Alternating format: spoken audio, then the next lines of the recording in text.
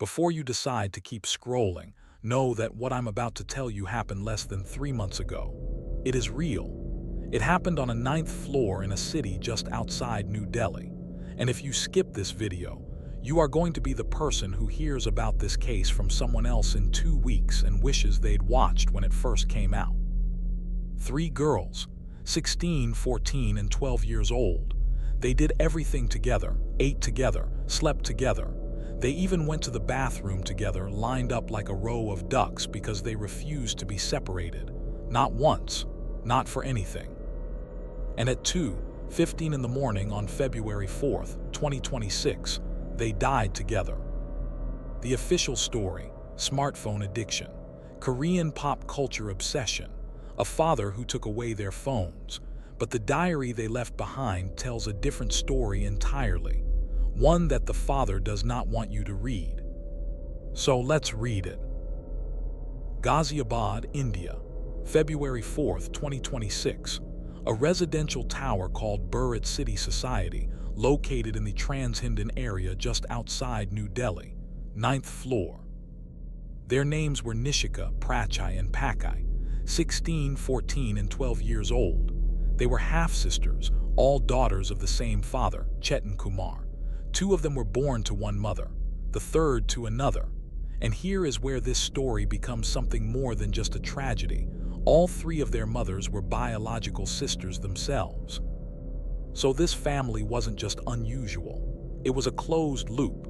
3 sisters marrying the same man. Their daughters growing up in the same apartment, breathing the same air, sharing the same bed, the same dreams, the same obsession, and eventually the same despair. Nishika, Prachi, and Pakhi had not attended school in over 2 years. Their father said they had fallen behind academically and refused to go back. He tried a private tutor. The tutor quit because the girls showed no progress. He tried enrolling them in a coaching center. They stopped going after an argument with the teacher.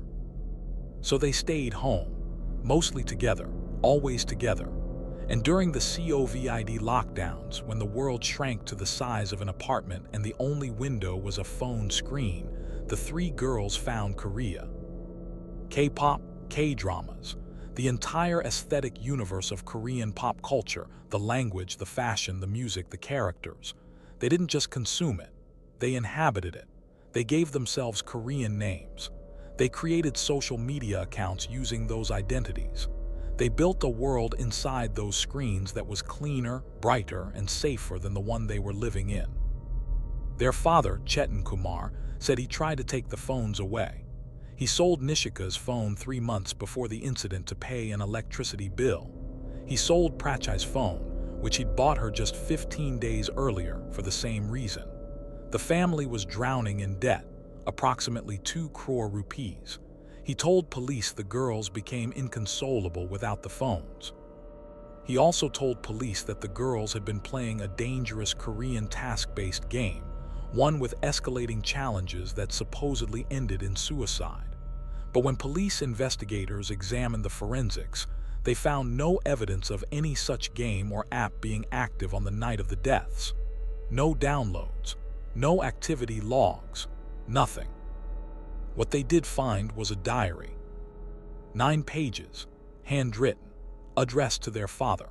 The girls wrote that they were sorry, that Korea was their life, but tucked between those lines were references that investigators found impossible to ignore. References to beatings, to physical discipline, to the fear of being forcibly married off. Atul Kumar had allegedly threatened to arrange marriages for the older girls to help resolve the family's financial situation.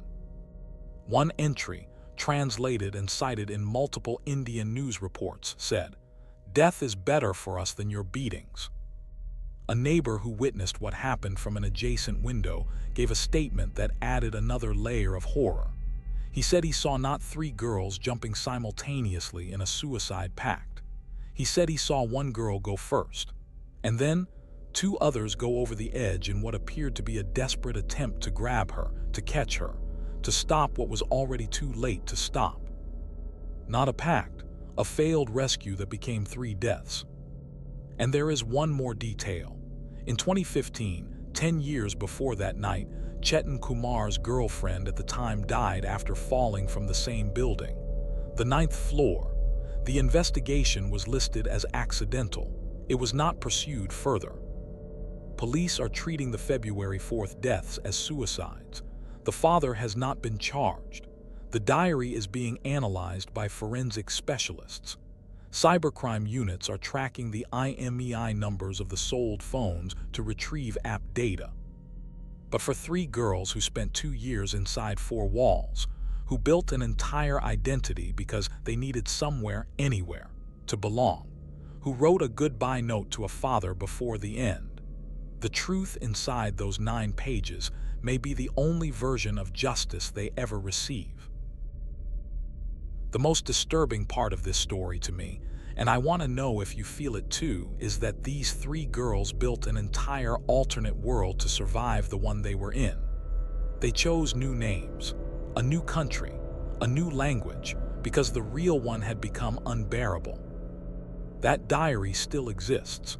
Those 9 pages are sitting in a forensics lab right now, and what happens next in this case could go in a dozen different directions depending on what they find. If this hit you the way it hit me, subscribe to WhisprFrame right now. We cover the cases the algorithm buries, the ones that deserve more than a 3-minute reel. Hit subscribe, turn on notifications, and stay close, because this story is not done yet. And in the comments, tell me honestly, what do you think actually happened on that 9th floor?